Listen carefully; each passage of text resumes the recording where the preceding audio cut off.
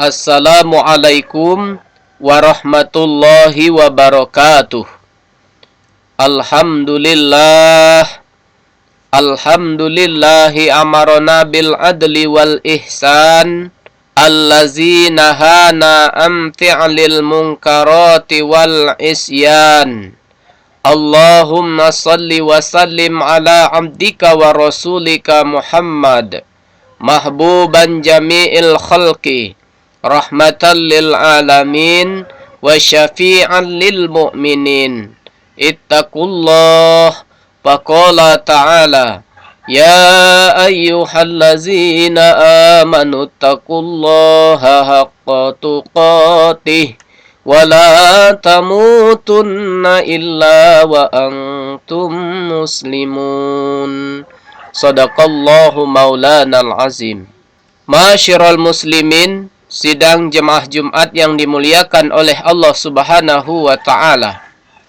Marilah kita senantiasa meningkatkan takwa kita kepada Allah dengan selalu memanjatkan puji syukur yang sedalam-dalamnya. Karena hanya dengan kenikmatan dan rahmat-Nya lah kita dapat melaksanakan aktivitas sehari-hari. Makanan yang kita makan, minuman yang kita minum, pakaian yang kita pakai, setiap harinya merupakan anugerah dan pemberian dari Allah Subhanahu wa ta'ala. Bahkan diri kita ini sendiri ciptaan Allah Subhanahu wa ta'ala. Allah Subhanahu wa ta'ala berfirman dalam Al-Quran surah Az-Zariyat ayat 56, A'udzubillahi minasyaitonirrajim. Wa ma khalaqtul jinna wal insa illa liya'budun. Dan tidak aku ciptakan jin dan manusia kecuali untuk beribadah kepadaku. Di sini jelas bahwa fungsi kita hidup di dunia ini adalah untuk beribadah kepada Allah Subhanahu wa ta'ala semata.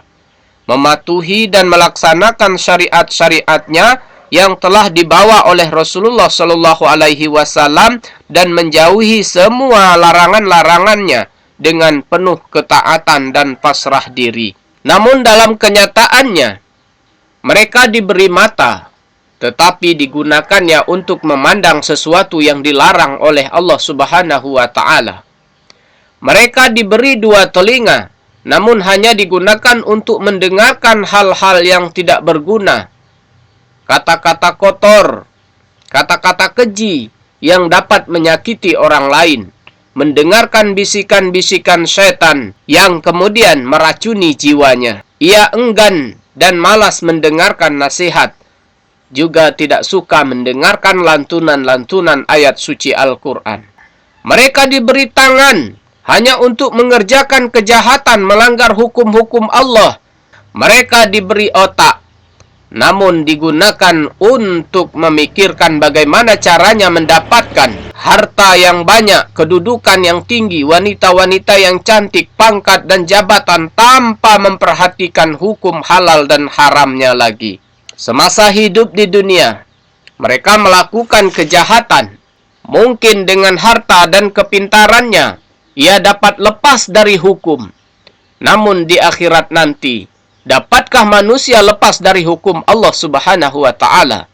Mulut memang dapat bersilat, bisa berbohong, namun Allah Subhanahu wa ta'ala akan menutup mulut-mulut mereka, dan tangannya lah yang akan memberikan berbicara dan kakinya akan menjadi saksi.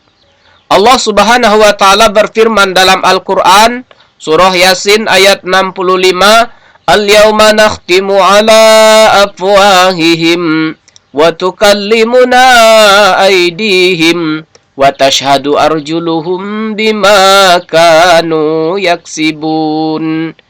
Pada hari ini kami tutup mulut mereka dan berkata kepada kami tangan mereka, dan memberikan kesaksian kaki mereka terhadap apa yang telah pernah mereka kerjakan. Masyiral muslimin rahimakumullah. Demikianlah khutbah singkat ini. Semoga dengan keterangan ini dapat bermanfaat bagi diri saya sendiri khususnya, dan bagi hadirin semua pada umumnya, sebagai bahan masukan untuk memperbaiki diri dalam beribadah kepada Allah dan dapat mempertebal keimanan dan ketakwaan kita.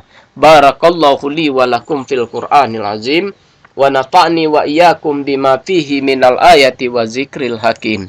Aqulu qauli hadza fastaghfiruhu innahu huwal ghafurur rahim.